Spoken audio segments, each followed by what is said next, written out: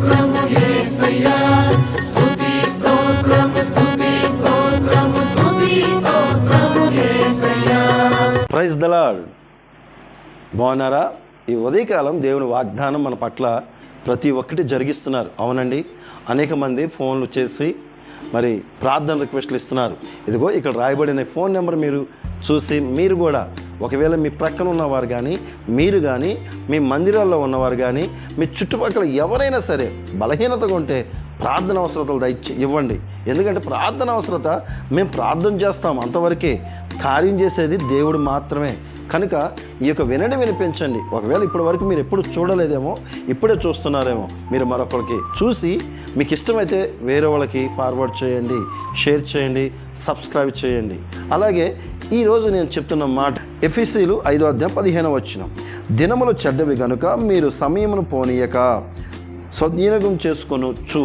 ఎందుకంటే దినములు చెడ్డగా ఉన్నాయి. అవునండి, ఈరోజు నిజంగా చెప్పాలంటే ఉదయము మనం బయటికి వెళ్ళి మరలా ఇంటికి వచ్చేంత వరకు దినములు ఎలా ఉన్నాయంటే మన చుట్టూ ఉన్నవారు అనేక రకాలుగా మాటల ద్వారా, చూపుల ద్వారా, తలంపుల ద్వారా, నడతల ద్వారా అనేక రకాలుగా వారు ఎదరవారిని మోసం చేయాలని, సమయాన్ని వ్యర్థం చేయాలని రకరకాలుగా వాళ్ళు ప్రయత్నం చేస్తూనే ఉన్నారు. కానీ ప్రభువైన యేసుక్రీస్తు వారు ఇది మనకు ముందే తెలిసారు.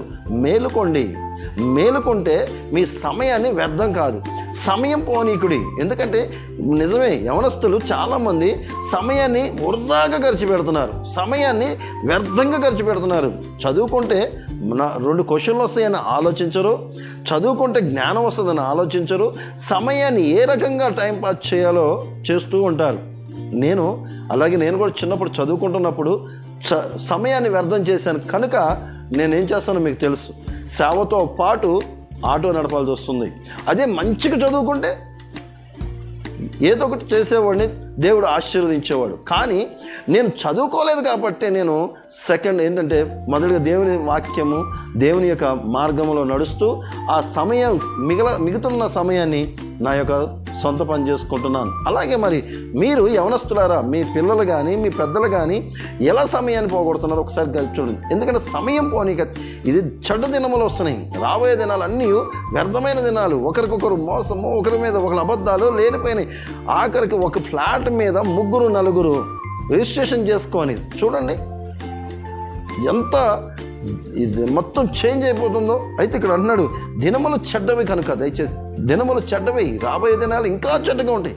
ఈరోజు చాలా ఆనందం అనుకోండి, రాబోయే దినాలు ఇంకా చెడ్డవి రాబోతాయి. కనుక దయచేసి మీరు ప్రతి ఒక్కరూ దినములు చెడ్డవి కనుక ఈరోజు సమయం ఉండగానే మనం ఏం చేయాలంటే ప్రార్థనలోను, ఆత్మీయతలోను, సమయం పోగొట్టుకోకుండా ఉండటంలోను, ఇంకా మిగతా సమయం ఉంటే దేవుళ్ళో గడపటంలోను, పాటల్లోను, వాక్యంలోను, ఇంట్లో కుటుంబ ప్రార్థనలోను, సంఘ ప్రార్థనలోను అన్నిట్లో మీరుంటే ఆశీర్వదించబడతారు, దీవించబడతారు.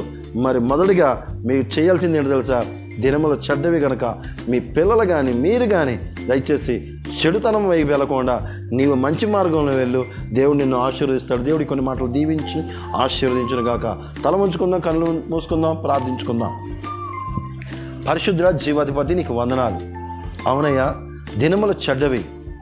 అవును, ఇదిగో నా తండ్రి మేము చూస్తున్నాం దేశాల మీద దేశాలు, రాష్ట్రాల మీద రాష్ట్రాలు, అయ్యా నా తండ్రి ఒకరి మీద ఒకరు యుద్ధాలు అనేకమైన సిద్ధంగా ఉండి అయా జరుగుతుండగా మేము చూస్తున్నాం. దినములు చెడ్డవి. ఇంతకుముందు ప్రేమ అనేది ఉండేది. ప్రేమకు అయా నా తండ్రి ఇప్పుడు ప్రేమ అనే మాట కోల్పోయి అయా ఒకరి మీద ఒకరు కోపంతో ఉంటున్నారు, ఒకరి మీద ఒకరు ద్వేషంతో ఉంటున్నారు. అయా ఒకరు హెచ్చు, ఒకరు తగ్గింపు అనేది ఈ రీతిగా దినములు చెడ్డవిగా కనబడుతున్నాయి. కనుక నా తండ్రి రాబోయే దినాలు ఇంకా ఎలా ఉంటాయో మాకైతే తెలియదు. కనుక నా తండ్రి మమ్మల్ని నా తండ్రి మంచి మార్గంలో నడిపించి నీ కృప చూపించి నీకు మహిమకరంగా మాకు ఆశీర్వాదకరంగా ఉండడు సహాయం చేయండి. అలాగే నా తండ్రి ఈ యొక్క వినిపించి చూస్తున్న ప్రతి ఒక్క ఒక్కొక్కరిని దీవించండి, వారి బలహీనతల్ని యేసు నామంలో తొలగించండి. ఇదిగో నా తండ్రి, అయా లైవ్లో నా తండ్రి నాయన ప్రేయర్ రిక్వెస్ట్ ఇచ్చి ఉన్న అయా నా తండ్రి నీ కుమార్తె నా తండ్రి ఆయన నడినెత్తుండి అరికాల వరకు ముట్టండి, స్వస్థపరచండి.